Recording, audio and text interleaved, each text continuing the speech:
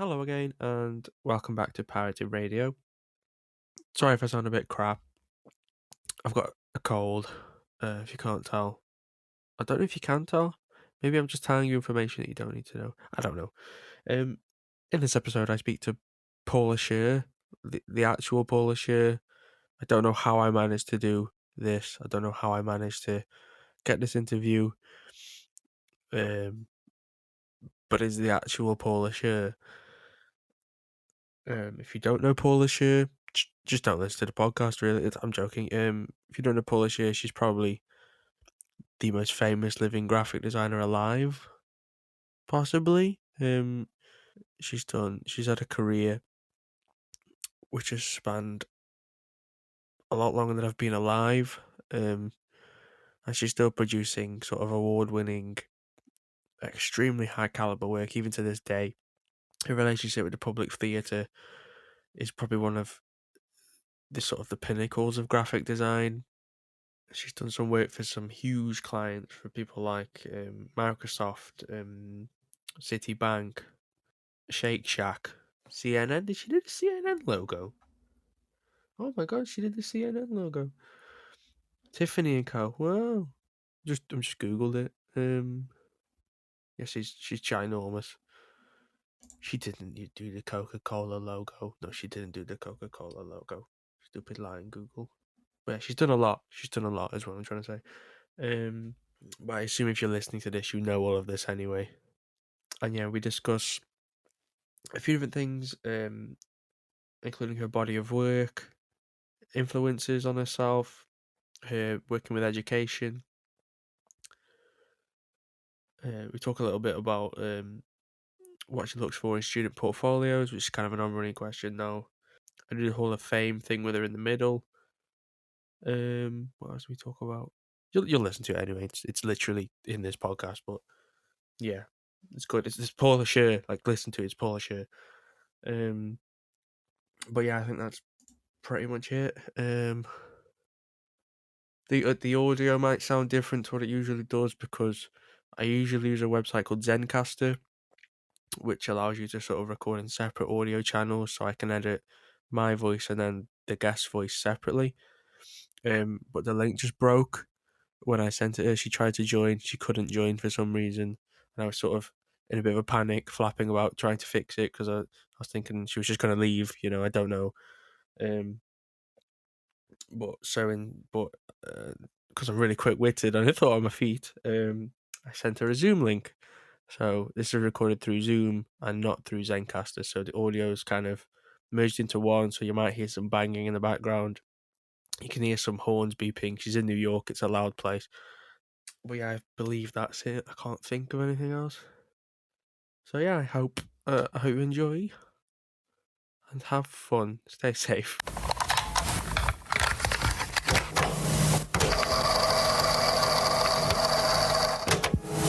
Yeah, I'm so embarrassed why it's done that. I have no idea why it broke like that. It's not done that before ever. I have no idea whatsoever. Let me get set up. I totally don't. It's not a big deal. This stuff happens all the time. Don't worry about it. This is very surreal for me. Give me a second, sorry. Well, I have to tell you, it's usually on my end, and I'm really glad somebody else mentioned it. Okie dokie. So I'm just going to run through the questions. Have you seen the emails that I sent over to yourself? I read them. They're good questions. I have tweaked them a little bit since then. I've taken a couple out and I've changed them around because I've been frantically reading your books to try and get different questions and things like that. Nothing's too drastic. I promise you, nothing's really out of the blue. Also, I've got a cold today. For some reason, if there is a God, he's decided today is the day that I get a cold. So if I sniffle or something, I am really sorry. Or sneeze or something, I'll try and mute myself so I don't blow your ears off. Well, try to contain yourself. I will. I'm sorry. I don't want it coming through there. Hopefully not. So yeah, I'll just begin then if that's okay. Sure. Okay, absolutely.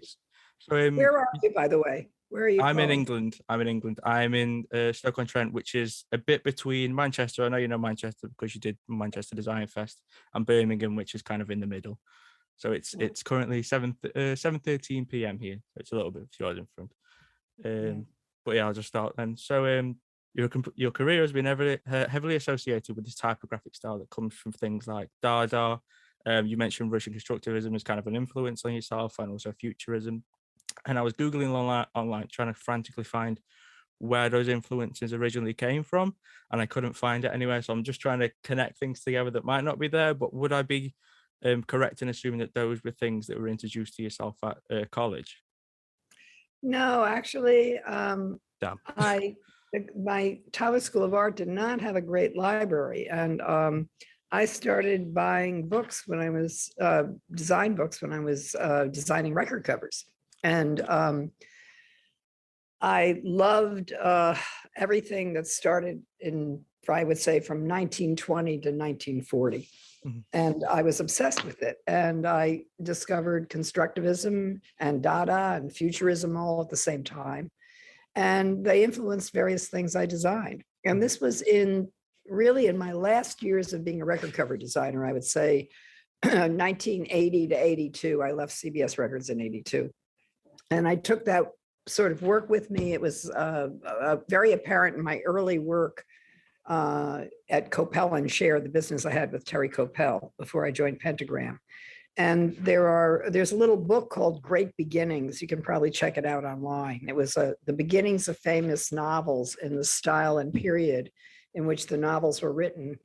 And of course, we found books from the Russian Revolution, and we found pieces that were from the Dada period, and then we could really use it to our heart's content. I will touch on your time working in record covers, but jumping back to when you were at college, do you have any memories about things that kind of influenced your career going forward from that early stage? Well, I had an amazing teacher, a Polish illustrator named Stanislaw Zagorski. And I had him in my third year of college.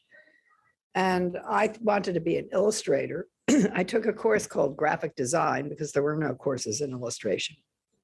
And he gave assignments that were like the assignments I'd get in real life, like design a record cover, design a book jacket, design a poster. And I was very good at creating smart imagery, but my type was always terrible. And I didn't understand typography. And you've got to realize that in the days before the computer, what took up all your time was craft. And I used to have to go to the art supply store and buy press type, which you rub down and you try to keep it straight. Usually I broke it. Usually it was crooked. Usually it cracked. It looked like crap. And I hated the typeface it came in, which was Helvetica. And I would rub these things down on the corners of my record covers. And my teacher, Mr. Zagorski, had a very thick Polish accent, and he would look at the record covers and he'd say, "Type is terrible." And I didn't know how to fix it. I didn't understand it. And he said, "Illustrate with type." And those three words made my whole career. As you mentioned, I'll jump forward a little bit. As you mentioned, you worked after graduation. You worked in record cover design. And you worked at CBS Records, and then you moved to Atlantic Records, and then you backward. No, I went Wikipedia back. has lied to me. Wikipedia has lied to me. But when I think about sort of really influential designers like yourself, Michael Beirut, who's obviously a colleague of yourselves, and over the pond over here we've got like Peter Saville, Malcolm Garrett, and Neville Brody. They all have links back to music somehow. Either being directly Michael Beirut, it wasn't. It doesn't. But has you spoken before about how music is a big influence on his work? Well, Michael's really passionate about music in general. Yeah. I mean, he's a terrific pianist. He loves Stephen Sondheim. He knows everything about every form of music, much more than I did. But he wasn't working in the medium. Mm-hmm. So I don't know how much it's influenced his actual design work. But in terms, I guess the other one. Sorry, go on. Go ahead. I forgot what I was going to say. Sorry, the other ones that I was talking about then. Is there some sort of magic spell that you get in terms of working in the music industry that you think people who don't have that opportunity to work within music maybe don't have, or like is there something in there that that you gain from working there that you get sort of a different insight into visual communication that somebody else might not have, essentially? Well, it's an interesting question in relationship to Neville, Peter, and Malcolm. And when I was in Manchester with Malcolm, I had this conversation with him. Actually, those guys hated my work in the 70s and 80s because they perceived me as a corporate record cover art director. And I worked inside a corporation. I made millions of album covers. Most of them weren't very good.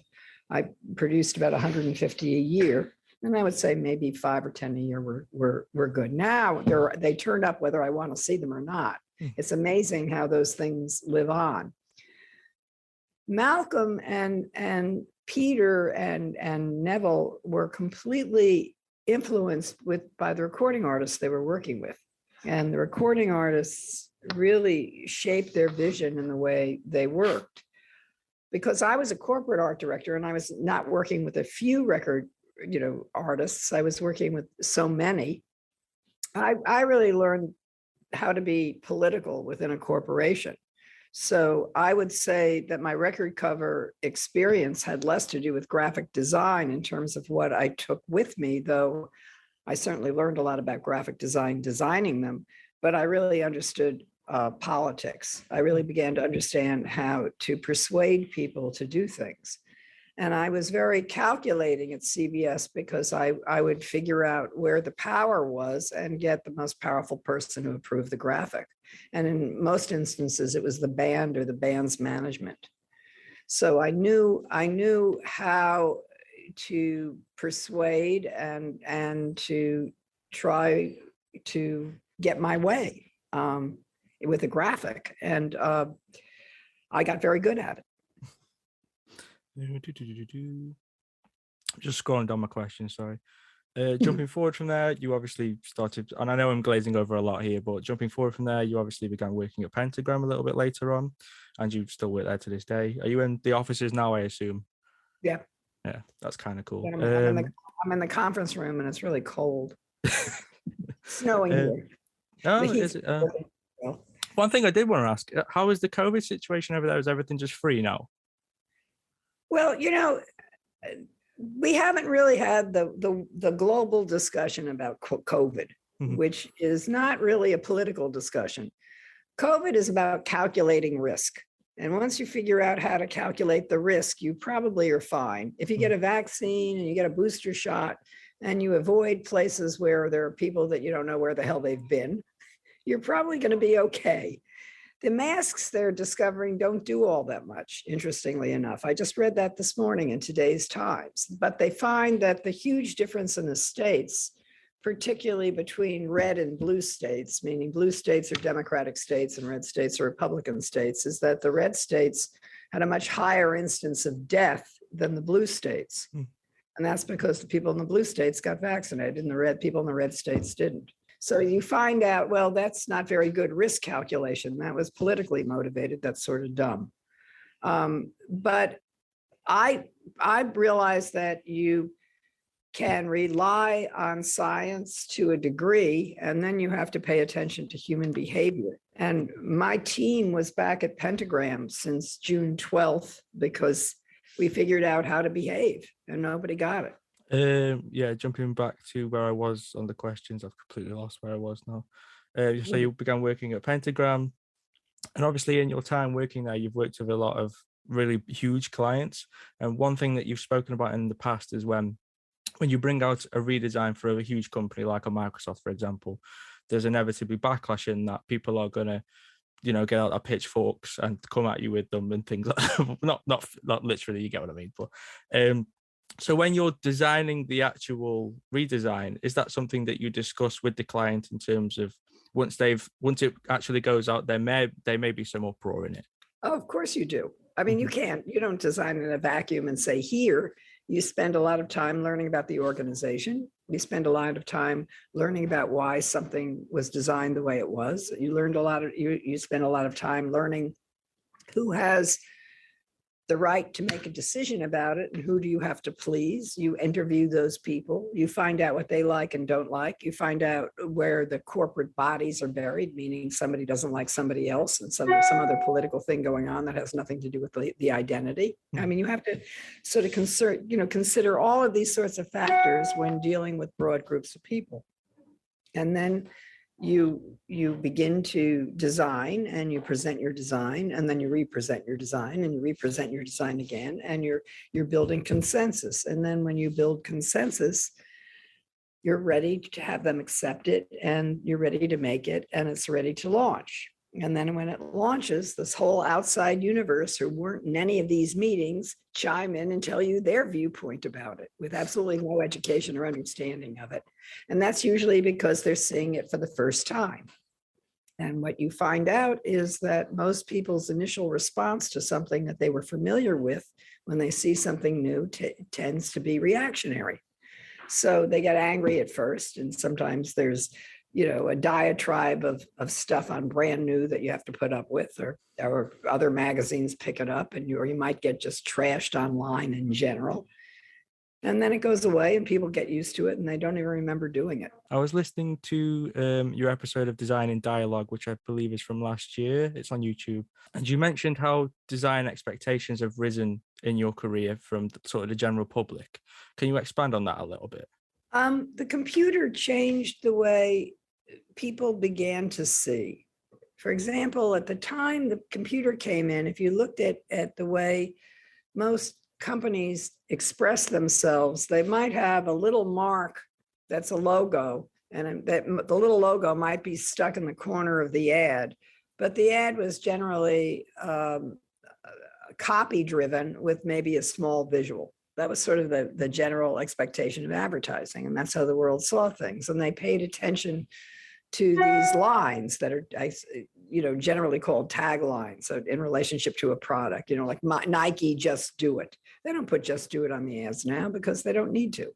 What happened is that people began to recognize style and typography, which made the messaging less relevant, because the style and the typography and the imagery creates a spirit and a feeling about a place that could be sort of instantly felt and recognized, in some instances more powerful than words could ever be. And that changed because the computer did that. And the computer did that because everybody had to look at typography on the computer. They started to discover what typefaces were. They knew there were bad ones. They began to see things that they recognized that they tried to make themselves on the computer. So what happened is you had a whole world that became more visually literate. On kind of the back of that, on the idea of kind of almost like democratizing design, I don't know if you know the website Fiverr at all, where it's kind of like people just, it's like it's kind of a cesspool. I describe it as a cesspool of design where anybody can do anything. What are your thoughts on websites like that? Oh, they're crap. Yeah. Is that it? It's just a 1-punch crap? Is that the... All right, it's a 4-letter answer. So yeah, this is kind of, there, just because something is available for people to use doesn't mean you should look at it. Mm-hmm. That is very true. That is very true. There is a lot of crap in the world, and I guess it's sorting the crap from the not crap, which is the best bit. So I have a segment, and this is the only segment. It's kind of the middle bit of the podcast, I guess, which I brought in recently that I call the Hall of Fame. And it's essentially the idea of it. If I was to ask you to pick one thing from your career, one thing that you've come across in your whole career, which was sort of really seminal to your own body of work, be it sort of, a book, a piece of art, a person, a song, anything. If you could pick one thing that I could go away and research, what do you think that would be? I did put this in the email, and I know it's a difficult question to kind of answer. I can circle back around if it's one that you need to. I really have to give that some thought. One thing. It can be anything as well. Oh, it would probably be American Wood Typography by Rob Roy Kelly. Mm-hmm. We do have. There were a couple of books that were influential like that. There were a couple of terrific books on Rodchenko and Elizitsky, which were highly influential. There was a wonderful book on Italian futurism and Dada, and then there was the Rob Roy Kelly type book that I think really impacted the way I learned and thought about typography.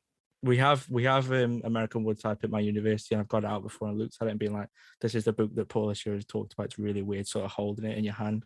But this is a lovely body of, and you can see like the bit that you talk about on Netflix with the R's where it's the public logo. You can see that, and sort of just holding it is really like, it's like design history in a sense, isn't it? Because I mean, you're up there as design history, so holding something that's kind of, do you get what I'm saying?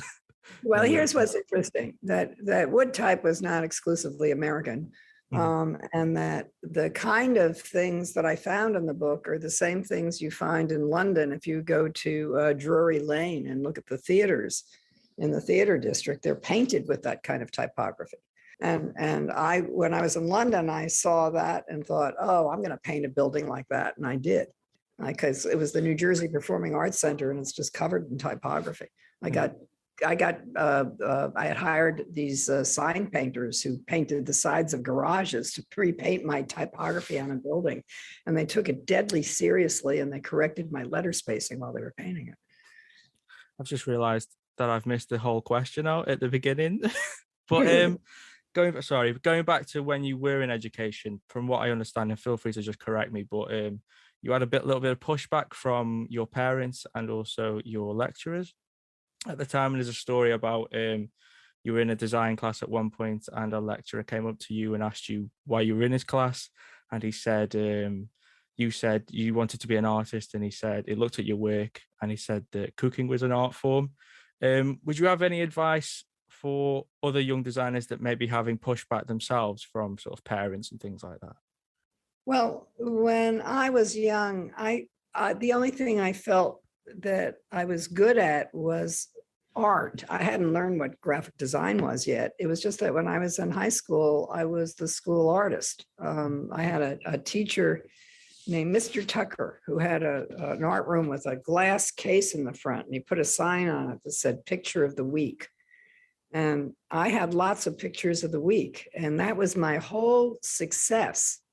So everything else about me seemed to be an utter failure, and that I had to hang on to that success, or I would have nothing else to hang on. And I think teachers in your life are so important because their praise can mean so much.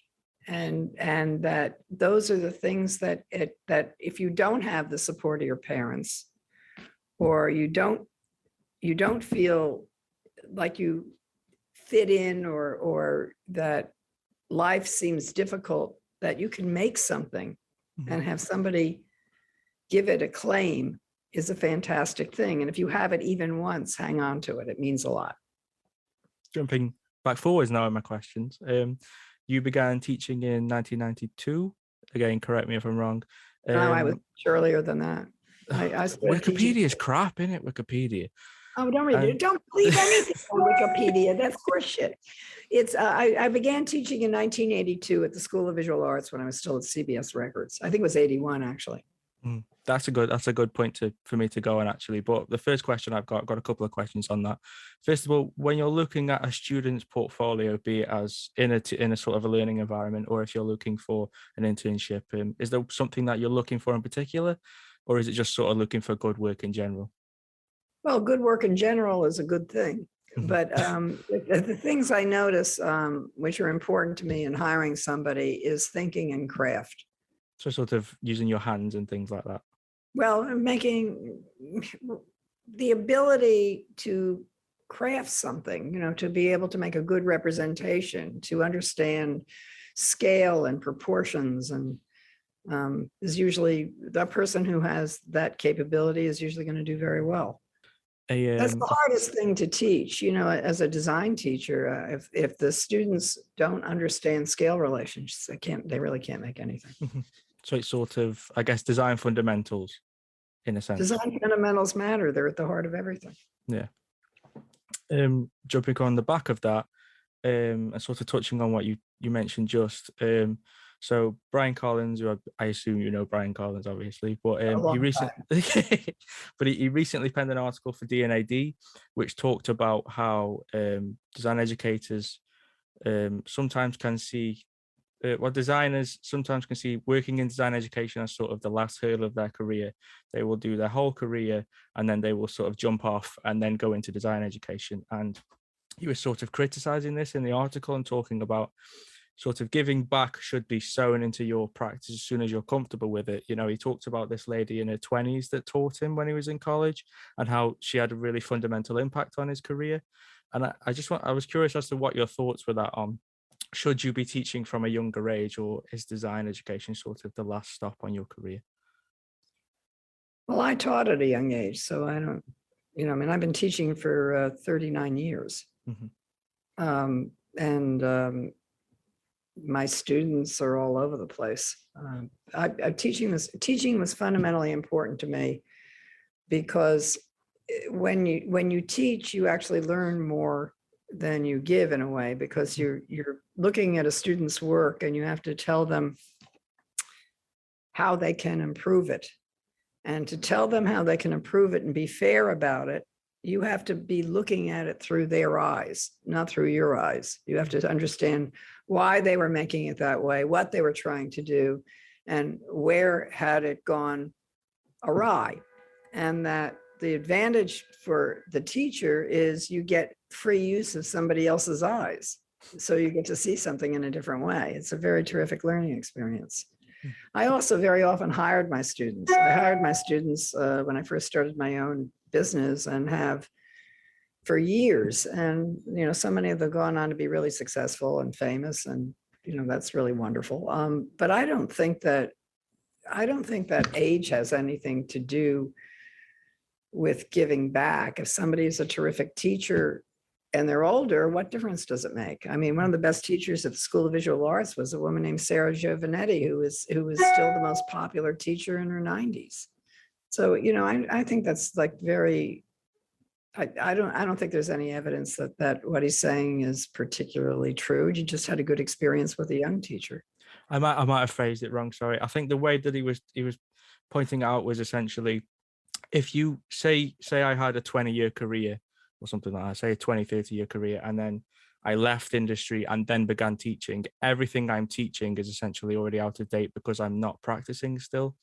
Whereas if I've sewn it into my career throughout, I'm teaching something which is it's sort of, they feed into one another, so to speak, I think was the point he was trying to make. I don't think it was an age thing necessarily. I think it's not a reasonable generalization.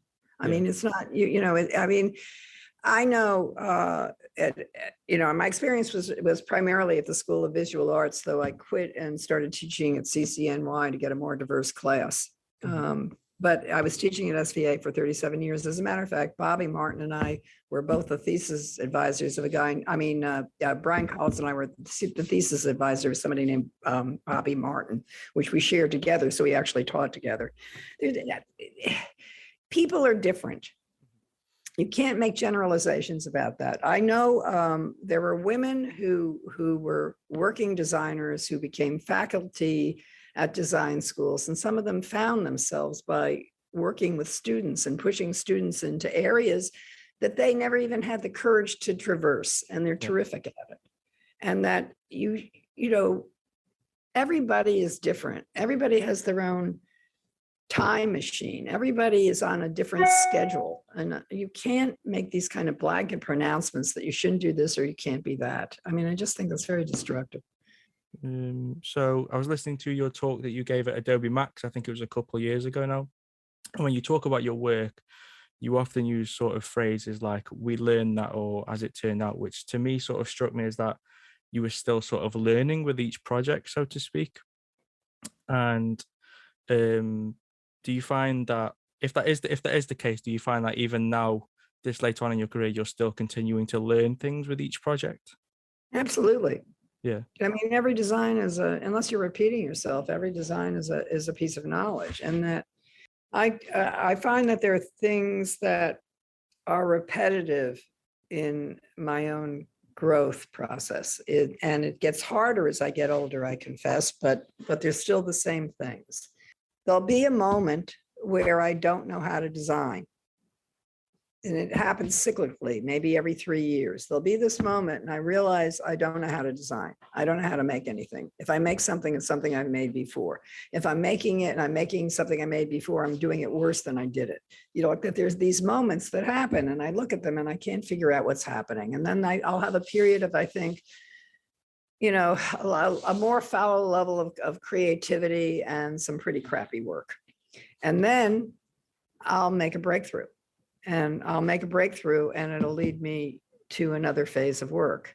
And generally the breakthrough is an accident, because I put myself in a period of free fall where I don't know how to do anything anymore.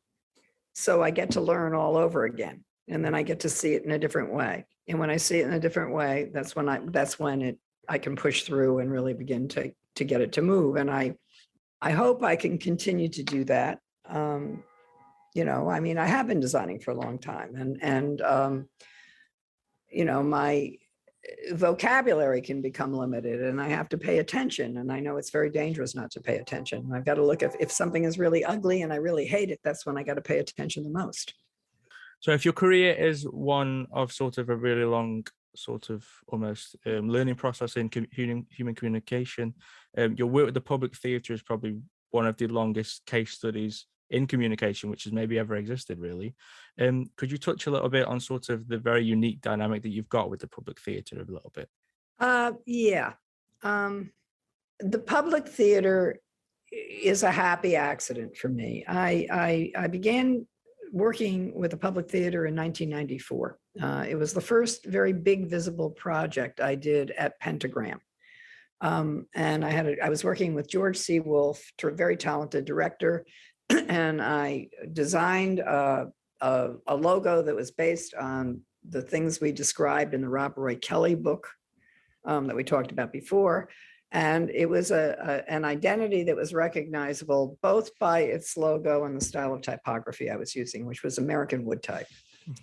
And I did a series of posters for the public in those first years I was designing. And I think in the third year, a hit musical emerged, and it was called Bring in the Noise, Bring in the Funk. And I designed the graphics for that poster and a series of posters because it was a big Broadway smash hit in this American wood type. And the American wood type suddenly was all over everywhere in New York, and everybody was using it, and magazines became redesigned in it. And it was like New York City ate my identity. And I felt really sort of squashed by that kind of both success and then being overrun by this form of imitation. Now, the whole thing with an identity is it's supposed to identify something so that people would recognize it and say, oh, that show is the show from the public theater.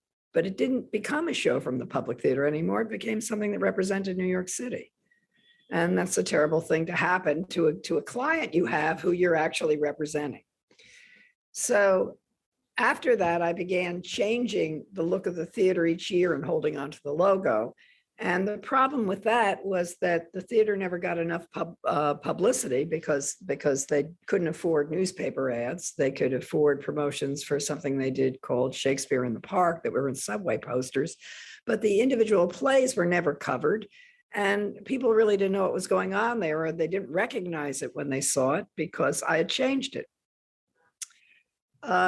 After about 7 years, the theater ran into real trouble because they had overspent on an endowment and they didn't have enough money to do almost any promotion. And at that point in time, they told me they didn't need any promotion anymore. They were going to try to do it in-house. And then after a year of it, they came back and they said, well, we'd like you to go back, and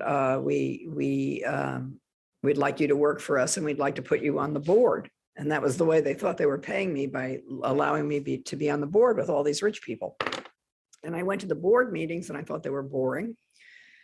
And I really wanted to design again. So I went back to designing it, and then they wanted to pay me. And I didn't want them to pay me because I thought if they paid me, that everything I would do would be judged under another lens, because for a period of time I was working with them without pay, and the work was better because they didn't interfere with it because they weren't paying me. So I didn't want to be paid, but I didn't want to be on the board either. And what happened was that they started redesigning the lobby of the public theater, and they put me on the building committee. And I was working with I picked the architect I wanted to work on the lobby. It was a man named Jim Polshek, who I worked with originally on the lobby. And I found I wasn't going to be allowed to do the environmental graphics because I was on the board and it was a conflict of interest. So I quit the board so I could design the lobby of the public theater for free.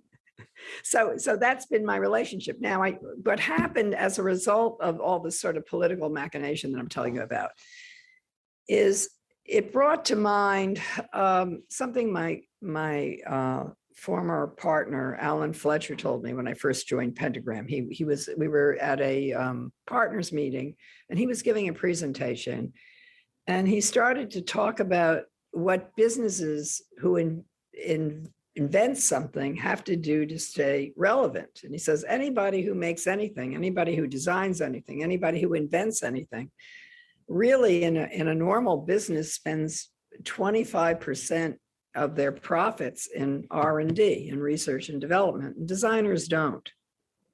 Designers go from project to project, and that they really don't have the time or often the energy to reinvent when they need to. And what I could do, because I had decided to do this very visible program for free, because at this point in time it had become very visible, is that I could reinvent it every year. And it would become really like a lab for me, and the public theater would be the beneficiary of it. And it's really worked. And I don't, every now and then they want to go back to paying me, and I go, no, don't pay me, because it would change the relationship.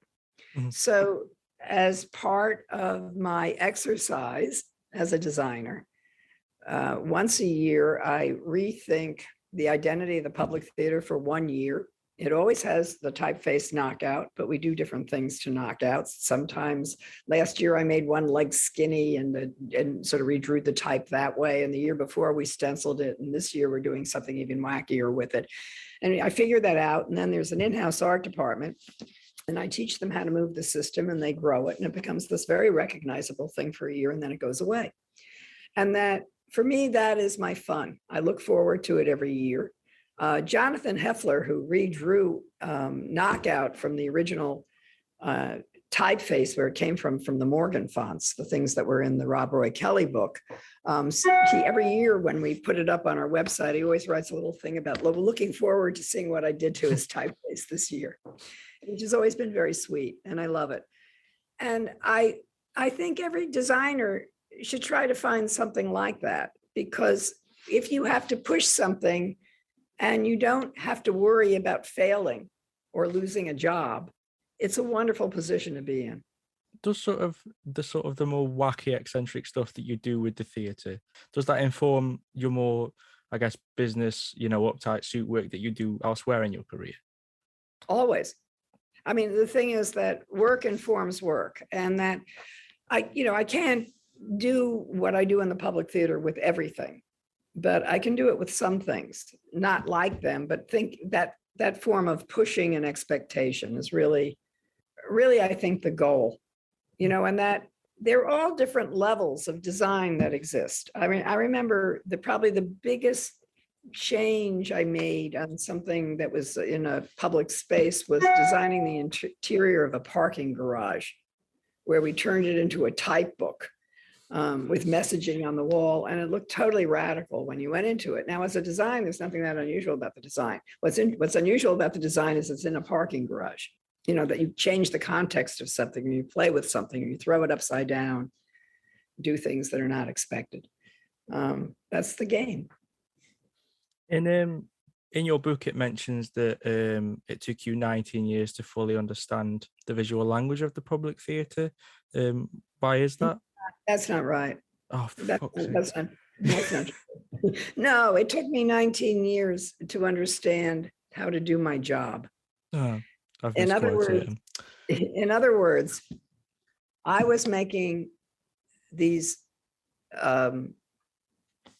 There was an identity, and there were posters that were part of the public theater and part of New Yorkers' lives. And they exist in the subways and on the train stations. And New Yorkers see the posters for Shakespeare in the Park every summer. And that it's widely known in the city. But the individual plays at the public theater, as I explained before, really don't get seen unless you've gone to the public theater, because there's no money to promote them. So that you might see an image for the play that we've designed that's inside the theater, but you're not going to see it in the New York Times. So it became, and this is pre-web, and even afterwards, because a lot of people weren't looking for information from the public theater on the websites.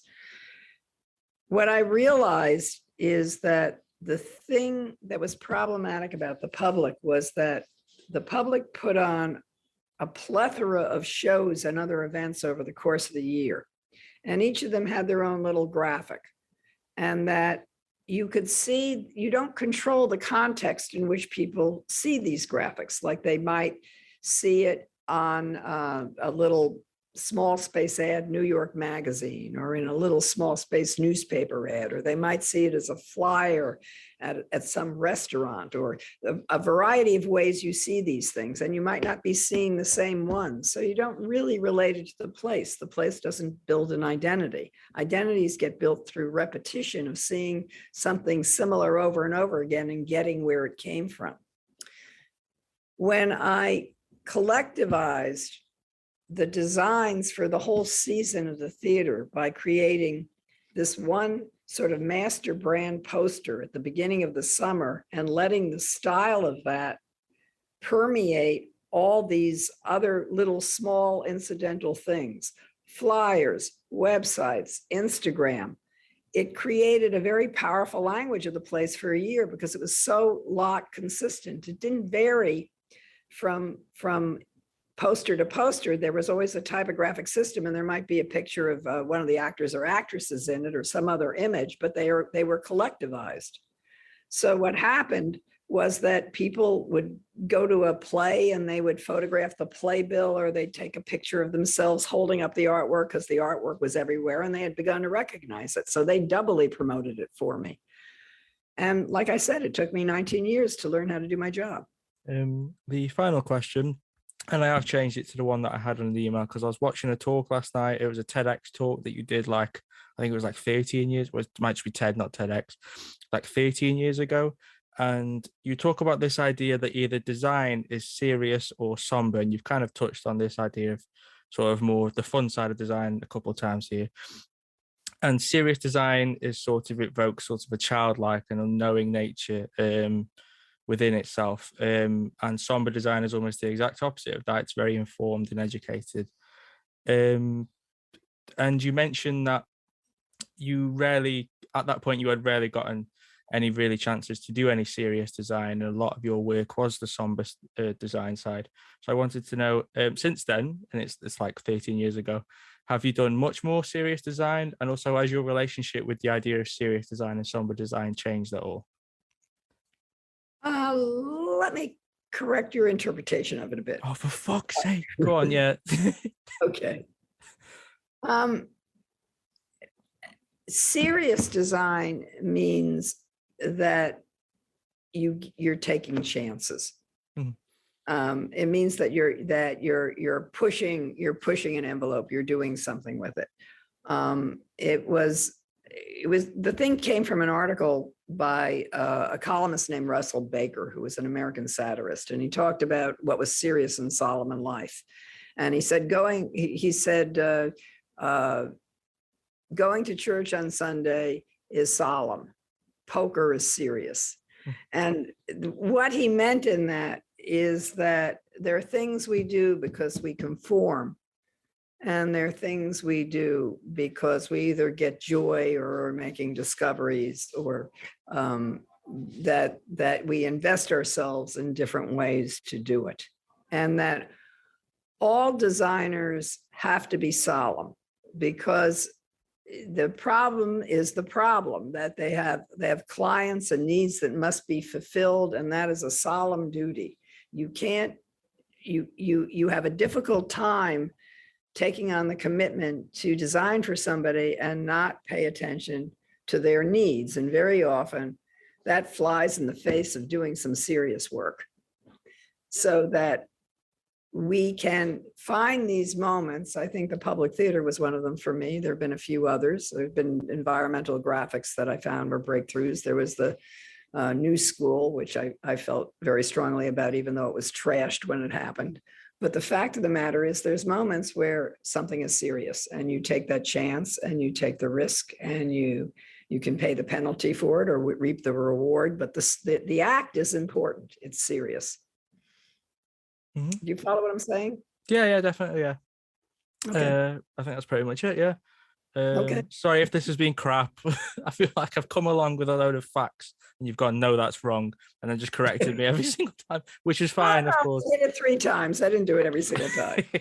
So there's more that I've got wrong. That's 4. No, that's completely fine. And again, thank you for letting me give it a chance to talk to yourself. It's honestly a really big pleasure. When I mentioned to people on my course that I was talking to yourself, that was a couple of weeks ago. Every single time I've gone in, people have come up and gone, "Have you spoken to Paula Scher? Have you spoken to Paula?" Like, it's been every single time. So, Oh been dear, really I'm nice. sorry. Poor you. Good, wasn't it? That. Hope you enjoyed it. I hope you got something insightful from it. It's really weird to think that Paula Scher's seen the inside of my house now. It's kind of strange. But that's something I will have to live with now. I'd ask her for some links, but it's Paula Scher. She's on Netflix. Just go and watch. If you haven't watched Abstract, go and watch Abstract. It's very good. She's got a lot of books. The one with the puppet theatre is very good. The newer one, I don't know what year it came out. It's black and it's got a load of lines on the front. Go read that. It's good. If you want to follow me, as ever, I am Pirated Material, and yeah, I shall speak to you, or speak at you, I suppose, next time.